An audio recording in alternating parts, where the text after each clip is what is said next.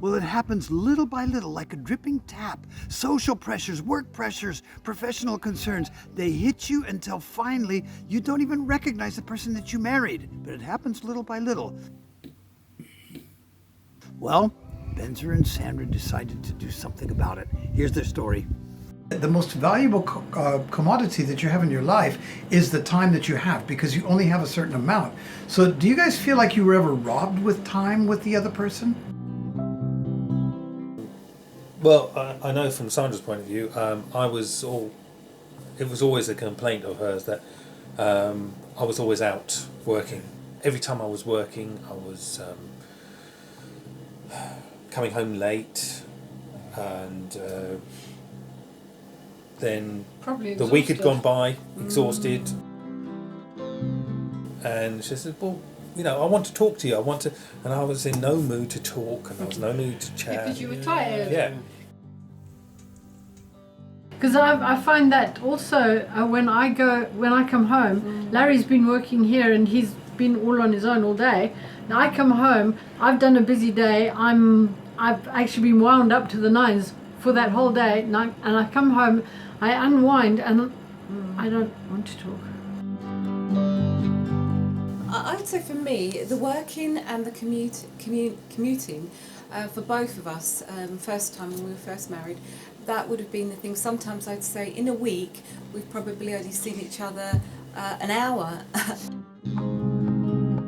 And you know, So it felt, yeah. So it felt. And if you think, because you start, you know, it's commuting in the morning, your hours at work, and me too, because I was working full time, and then you come home, and then I'd be cooking dinner, and by the time you sit down and you have dinner, there's just that 1 hour in that day that you've seen each other. And over a week, you probably said, oh well, you know, we got married to each other to be together forever, and you know, we've probably just spent 5 hours this week together.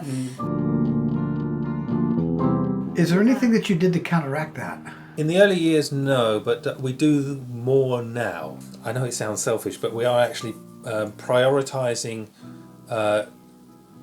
who we spend time with and where we're actually going. Why now?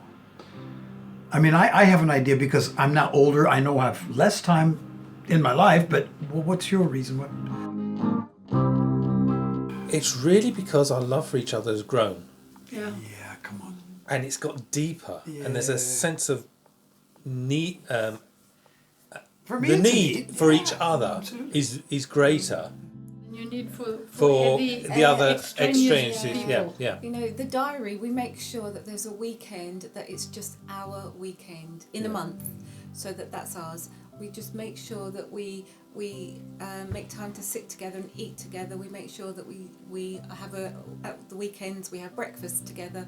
That there, because Monday to Friday, Benzer has his breakfast. He's off to work. I have my breakfast, and I'm off to work. So that's the weekend. Sit down at the table. Benzer does a cooked breakfast. So we Funny how things are. make the time. I do that too.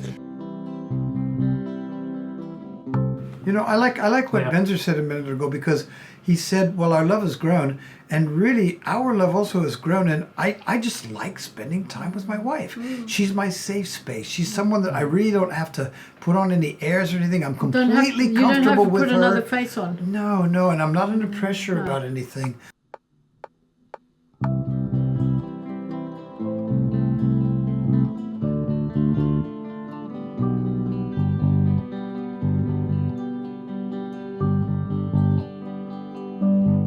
Well, I'm sure we can all relate to the struggles that Benzer and Sandra had when they were trying to make time for each other, because the priorities just get blurred.